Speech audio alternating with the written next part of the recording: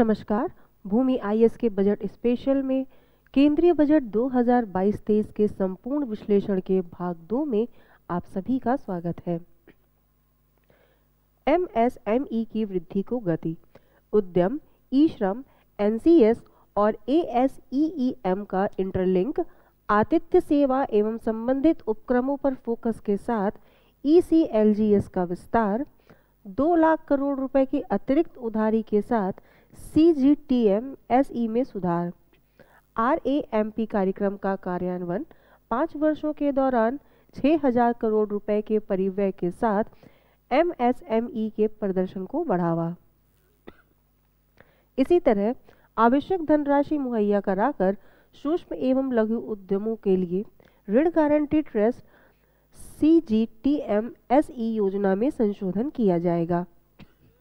इससे सूक्ष्म एवं लघु उद्यमों को 2 लाख करोड़ रुपए का अतिरिक्त ऋण सुलभ होगा और रोजगार अवसर बढ़ेंगे। उन्होंने बताया कि अगले 5 वर्षों में 6000 करोड़ रुपए के परिव्यय के साथ वर्धन एवं त्वरण एमएसएमई प्रदर्शन यानी आरएएमपी कार्यक्रम शुरू किया जाएगा ताकि एमएसएमई सेक्टर को और भी अधिक मजबूत, प्रतिस्पर्धी एवं प्रभावकारी बनाया जा सके। उद्यम, ई श्रम, एनसीएस और असीम पोर्टलों को आपस में जोड़ा जाएगा और उनका दायरा बढ़ाया जाएगा। कौशल विकास एवं गुणवत्तापूर्ण शिक्षा विषय के बारे में विस्तार से बताते हुए वित्त मंत्री ने कहा कि विभिन्न अनुप्रयोगों के जरिए ड्रोन शक्ति को सुविधाजनक बनाने के साथ साथ एक सेवा के रूप में ड्रोन DRAAS के लिए स्टार्टअप्स को बढ़ावा दिया जाएगा। सभी राज्यों में स्थित चुनिंदा ITI में कौशल बढ़ाने के लिए आवश्यक पाठ्यक्रम शुरू किए जाएंगे। व्यावसायिक पाठ्यक्रमों में आवश्यक चिंतन मनन को बढ़ावा देने वाले आवश्यक कौशल को प्रोत्साहन देने, रचनात्मक की गुंजाइश के लिए विज्ञान एवं गणित में 750 वर्चुअल प्रयोगशालाएं और उन्नत शिक्षण माहौल के लिए 75 कौशल ई-लैब वर्ष 2022-23 में स्थापित की जाएंगी। उन्होंने कहा कि महामारी के कारण स्कूलों को बंद कर देने से विशेषकर ग्रामीण क्षेत्रों के बच्चों और अनुसूचित जातियों एवं अनुसूचित जनजातियों तथा अन्य पिछड़े वर्गों के बच्चों की लगभग 2 वर्षों की औपचारिक शिक्षा का नुकसान हुआ है। इनमें से अधिकतर बच्चे सरकारी स्कूलों में पढ़ते हैं। वित्त मंत्री ने बताया कि इसे ध्यान में रखते हुए पूरक शिक्षा प्रदान करने के साथ साथ शिक्षा सुलभ कराने हेतु एक मजबूत व्यवस्था बनाने के लिए पीएम ई विद्या के एक कक्षा एक टीवी चैनल कार्यक्रम विस्तार 12 टीवी चैनलों से बढ़ाकर 200 टीवी चैनल कर दिया जाएगा और इससे सभी राज्य कक्षा 1 से लेकर कक्षा 12 तक के लिए क्षेत्रीय भाषाओं में पूरक शिक्षा प्रदान करने में सक्षम हो जाएंगे। देश भर के विद्यार्थियों को उनके द्वार पर व्यक्तिगत तौर पर सुविधा प्रदान करने के उद्देश्य से विश्व स्तरीय गुणवत्तापूर्ण सर्वसुलभ शिक्षा देने के लिए एक डिजिटल विश्वविद्यालय स्थापित किया जाएगा। यह विभिन्न भारतीय भाषाओं और आईसीटी फॉर्मेट में उपलब्ध कराया जाएगा। यह विश्वविद्यालय नेटवर्क आधारित हब स्कोप मॉडल पर बनाया जाएगा जिसमें हब भवन अत्याधुनिक आईसीटी विशेषज्ञता से युक्त होंगे।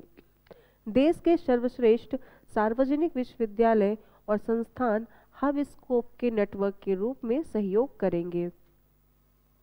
शिक्षा, गुणवत्तापूर्ण कौशल के साथ स्मार्ट इंडिया का निर्माण, सार्वभौम शिक्षा के साथ डिजिटल विश्वविद्यालय डिजिटल शिक्षकों के जरिए उच्च गुणवत्ता वाली ई सामग्री, ड्रोन एज ए सर्विसेज के लिए ड्रोन शक्ति की सुविधा उपलब्ध कराएंगे startups.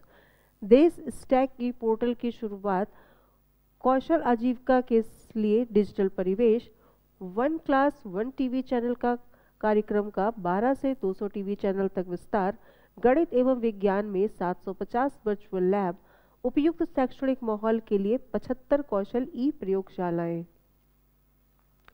Ayushman Bharat digital mission के तहत नेशनल डिजिटल हेल्थ इकोनॉमिस्ट के लिए अपने एक ओपन प्लेटफॉर्म चालू किया जाएगा। इसमें चिकित्सा कर्मी एवं स्वास्थ्य सुविधाओं, अद्वितीय स्वास्थ्य पहचान, कंसेंट फ्रेमवर्क और सभी के लिए स्वास्थ्य सुविधाओं की उपलब्धता को डिजिटल रूप से दर्ज किया जाएगा। वित्त मंत्री ने कहा कि इस महामारी ने सभी आयु वर्ग के लोगों में मानसिक स्वास्थ्य की समस्या बढ़ा दी है। गुणवत्ता परक मानसिक स्वास्थ्य परामर्श एवं देखभाल सेवाओं तक बेहतर पहुंच स्थापित करने के लिए एक नेशनल टेलीमेंटल हेल्थ प्रोग्राम शुरू किया जाएगा। इसमें 23 उत्कृष्ट टेलीमेंटल हेल्थ सेंटर का एक नेटवर्क होगा, जिसमें NIMHANS का एक नोडल सेंटर के रूप में काम करेगा और international institute for information technology Bengaluru IIITB तकनीकी सहायता प्रदान करेगा। राष्ट्रीय डिजिटल स्वास्थ्य परिवेश तैयार होगा। क्वालिटी काउंसलिंग के लिए नेशनल टेलीमेंटल हेल्थ प्रोग्राम शुरू होगा। एकीकृत ढांचा, मिशन शक्ति, मिशन वात्सल्य, सक्षम आंगनबाड़ी और पोषण 2.0 शुरू किया जाएगा। 2 लाख आंगनबाड़ियों को सक्षम आंगनबाड़ी में अपग्रेड किया जाएगा। श्रीमती निर्मला सीतारमण जी ने घोषणा करते हुए कहा कि हर घर नल से जल के लिए 2022-23 में 3.8 करोड़ परिवारों को शामिल करने के लिए 60,000 करोड़ रुपए आवंटित किए जा रहे हैं। इस समय 8.7 करोड़ परिवारों को शामिल किया गया है और इसमें से 5.5 करोड़ परिवारों को पिछले 2 वर्षों में नल का पानी उपलब्ध करा दिया गया है। इसी प्रकार वर्ष 2022-23 में ग्रामीण और शहरी दोनों ही क्षेत्रों में प्रधानमंत्री आवास योजना के चिन्हित एवं पात्र लाभार्थियों के लिए 80 लाख मकान बनाए जाएंगे। इसके लिए 48,000 करोड़ रुपए का आवंटन किया गया है। उत्तर पूर्व परिषद के माध्यम से उत्तर पूर्व प्रधानमंत्री विकास पहल नामक एक नई योजना चलाई जाएगी। इससे पीएम गतिशक्ति की भावना के अनुरूप उत्तर पूर्व की जरूरतों के मुताबिक बुनियादी सुविधाओं और सामाजिक विकास की परियोजनाओं के लिए वित्त पोषण किया जा सकेगा। इसके लिए 1500 करोड़ रुपए का प्रारंभिक आवंटन किया जा रहा है, जिससे विभिन्न क्षेत्रों में कमियों की भरपाई करते हुए युवाओं एवं महिलाओं के लिए आजीविका से जुड़ी गतिविधियां चलाई जाएंगी। पीएम गतिशक्ति के अंतर्गत बुनियादी ढांचा एवं सामाजिक विकास परियोजनाओं को वित्त पोषण आरंभिक आवंटन 1500 करोड़ रुपए। उद्देश्य युवा एवं महिलाओं के लिए आजीविका गतिविधियां विभिन्न क्षेत्रों में अंतराल को पाटना। 2022 में 100% 1.5 लाख डाकघरों में कोर बैंकिंग सिस्टम चालू हो जाएगा, जिससे वित्तीय समावेशन संभव होगा और 11 net banking, mobile banking, ATM के माध्यम से अपना खाता देखा जा सकेगा और डाकघर के खाते से बैंक खाते के बीच धन का ऑनलाइन अंतरण भी हो सकेगा। इससे विशेष तौर पर ग्रामीण क्षेत्र में रहने वाले किसानों और वरिष्ठ नागरिकों के लिए इंटर ऑपरेबिलिटी और वित्तीय समावेशन की सुविधा उपलब्ध होगी। देश की स्वतंत्रता के 75 वर्ष का उत्सव मनाने के लिए सरकार ने अनुसूचित वाणिज्यिक बैंकों के द्वारा देश के 75 जिलों में 75 डिजिटल बैंकिंग यूनिटों की स्थापना का प्रस्ताव किया है। इसका उद्देश्य यह सुनिश्चित करना है कि उपभोक्ता अनुकूल तरीके से देश के सभी हिस्सों तक डिजिटल बैंकिंग की पहुंच कायम हो। नागरिकों के लिए उनकी विदेश यात्रा में आसानी बढ़ाने के उद्देश्य से 2022-23 में एम्बेडेड चिप तथा भविष्य की प्रौद्योगिकी का इस्तेमाल करते हुए ई पासपोर्ट जारी किए जाएंगे।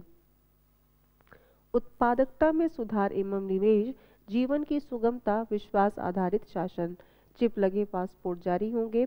भवन निर्माण नियमों का आधुनिकीकरण, शहरी नियोजन योजनाओं का कार्यान्वयन और ट्रांजिट केंद्रित विकास, शहरी नियोजन में उत्कृष्टता केंद्रों की स्थापना, शहरी क्षेत्रों में चार्जिंग स्टेशनों की स्थापना के विकल्प के तौर पर बैटरी अदला बदली नीति। उत्पादकता में सुधार एवं निवेश, आईटी ब्रिज के जरिए केंद्र एवं राज्य स्तरीय प्रणालियों का एकीकरण, भू अभिलेखों की आईटी आधारित प्रबंधन के लिए unique land parcel identification number, कंपनियों को स्वैच्छिक तौर पर बंद करने की सुविधा के लिए सीपेस की स्थापना, सरकारी खरीद में सिक्योरिटी बॉन्ड का उपयोग और end to end e bill system AVCG को बढ़ावा देने के लिए टास्क फोर्स, 5G को पीएलआई योजना का समर्थन, उद्योग, स्टार्टअप, शैक्षणिक संस्थानों के लिए रक्षा R&D, वर्ष 2022-23 में घरेलू उद्योग से रक्षा क्षेत्र के लिए 68% पूंजीगत क्रय बजट। वित्त मंत्री ने घोषणा करते हुए कहा कि शहरी योजना और डिजाइन में भारत विशिष्ट ज्ञान विकसित करने और इन क्षेत्रों में प्रमाणित प्रशिक्षण प्रदान करने के लिए विभिन्न क्षेत्रों में 5 मौजूदा शैक्षिक संस्थाओं को उत्कृष्टता केंद्रों के रूप में नामित किया जाएगा। इन केंद्रों में से प्रत्येक को 250 करोड़ रुपए का एंडोवमेंट फंड प्रदान किया जाएगा। एनिमेशन, विजुअल इफेक्ट, गेमिंग और कॉमिक सेक्टर युवाओं को रोजगार के लिए बड़ी संभावना प्रदान करता है।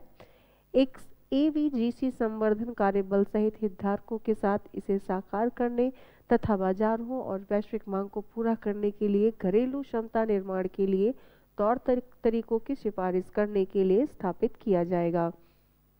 श्रीमती निर्मला सीतारमण जी ने कहा कि सामान्य रूप से दूरसंचार और विशेष रूप से 5G प्रौद्योगिकी प्रगति और रोजगार के अवसर प्रदान करने में समर्थ बना सकते हैं। उन्होंने कहा कि अपेक्षित स्पेक्ट्रम नीलामियों को निजी दूरसंचार सेवा प्रदाताओं द्वारा 2022-23 के भीतर 5G मोबाइल सेवाओं के आरंभ को आसान बनाने के लिए 2022 में निष्पादित किया जाएगा। डिजाइन आधारित विनिर्माण के लिए एक योजना उत्पादन से जुड़ी प्रोत्साहन योजना के भाग के रूप में 5G के लिए एक मजबूत इकोसिस्टम बनाने के लिए शुरू की जाएगी। रक्षा के मोर्चे पर हमारी सरकार निर्यातों को कम करने और सशस्त्र बलों के लिए उपकरणों में आत्मनिर्भरता को बढ़ावा देने के लिए प्रतिबद्ध है। पूंजीगत खरीद बजट के 2021-22 में 58% से बढ़ाकर वर्ष 2022-23 में घरेलू उद्योग के लिए 68% तक धनराशि का प्रावधान किया जाएगा।